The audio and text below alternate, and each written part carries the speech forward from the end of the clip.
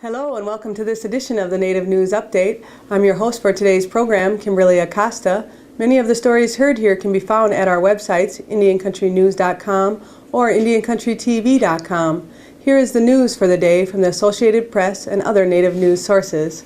Larry Echohawk says he will focus on economic development, education, and law enforcement if given the chance to head up the Bureau of Indian Affairs. Echohawk, a law professor at Brigham Young University, answered questions on May 7th during a hearing before the Senate Indian Affairs Committee. He was nominated last month by President Obama to lead the troubled tribal agency. Echohawk, a member of the Pawnee tribe, told the committee he has seen firsthand the effects of crime and poverty on American Indian reservations. The agency has drawn criticism in recent years and had little oversight under the Bush administration. Echohawk, a former Idaho Attorney General, says he is ready to change perception and help tribes deal with the challenges. The FBI says a string of deaths on the Yakima Reservation in Washington state was not the work of a serial killer. Federal officials on May 6th released the findings of a 2-year cold case investigation of 16 deaths from 1980 to 1993. Of the 16 cases, the FBI says 2 resulted in murder convictions, 10 were believed to be homicides, 2 were ruled accidental drownings, 1 was hypothermia, and the other was inconclusive. In many of the cases, evidence was eroded by the elements. In others, only skeletal remains of victims were found. The deaths stumped investigators for years and instilled fear in an otherwise close-knit American Indian community. In 3 cases, agents were able to identify suspects, but there wasn't enough physical evidence to bring charges, the FBI said. In the 1980s, at least 2 investigators from Yakima Tribal Police and the Bureau of Indian Affairs said they saw similarities in the victims, such as the women's ages and race. Most of the women who were killed were Native American. The cold cases were reopened after U.S. Attorney General Alberto Gonzales visited the Yakima Reservation in March 2006 and promised an investigation. The Seminole tribe made a new mark in the Big Apple with the grand opening of the Hard Rock Cafe and the New York Yankees steak on the brand new $1.5 billion Yankee Stadium on April 2nd. The 2 restaurants will be located in the 37,000 square foot Great Hall at the stadium. Hollywood Tribal Council Representative Max Osceola said this is just one of the many high-profile ventures to come for the tribe. At the grand opening celebration, event organizers rolled out the blue carpet, and Yankee great Bernie Williams sang his rendition of "Take Me Out to the Ball Game" before 27 guitars were smashed, a tradition at the opening of any Hard Rock Cafe.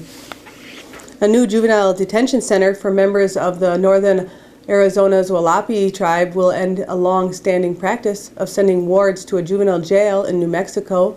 Assistant Director Angela Chavez says the 17,000 square foot center can house 30 juvenile offenders ages 12 to 18 from the Hualapai tribe. The facility in Beach Springs, Arizona, opened 2 weeks ago and will be at full capacity in July.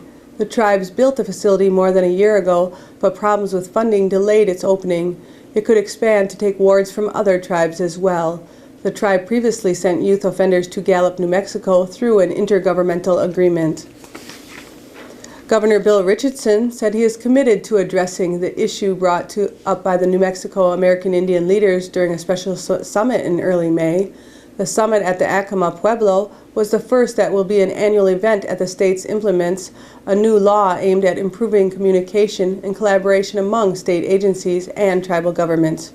Richardson says that the state will work closely with the tribes to ensure they compete for and receive the maximum amount of federal stimulus money available. Richardson says he has added 2 Indian representatives to the federal stimulus funding competitive grants advisory team. The governor also wants to create a state tribal task force on economic development that would work on legislative proposals for Indian enterprise zones. Artifacts that have been stored for 10 years and reveal elements of pioneer and American Indian life in Wyoming will be on display for viewing when the new Fremont County Pioneer Museum opens in Lander, Wyoming. The grand opening is set for May 16th. The building opening design helps showcase the artifacts, said Carol Tessie, the museum director. Exhibit contractor Joe Spriggs, a retired art teacher, has refurbished showcases and displays. Some artifacts previously stored for lack of exhibit space have been unpacked. The items marked for the lives The items marked the lives of people in Fremont County from the culture of the American Indians before the U.S. cavalry arrived in the late 1880s to World War II. The Ah-Tah-Thi-Ki Museum celebrated becoming the first tribally owned Native American museum in the U.S. to be officially accredited by the American Association of Museums on April 1st. The tedious 5-year process gained momentum in December 2007 when the museum earned interim status accreditation, joining a small and elite group of nationwide museums to achieve the same honor. In order to gain accreditation, institutions must meet certain criteria: the ownership of physical collection, being educationally and interpretively trained, maintaining a professionally trained staff in place, having certain hours of operation, and remaining open to the public for at least a 2-year period. The museum is located 17 miles north of the Alligator Alley off of Interstate 75 between Fort Lauderdale and Naples, Florida on the Big Cypress Reservation. Established in January 1993, Ah-Tah-Thi-Ki translates to a place to learn in the Seminole language. The primary purpose of the institution remains to preserve and interpret the culture, language, and customs of the Florida Seminoles.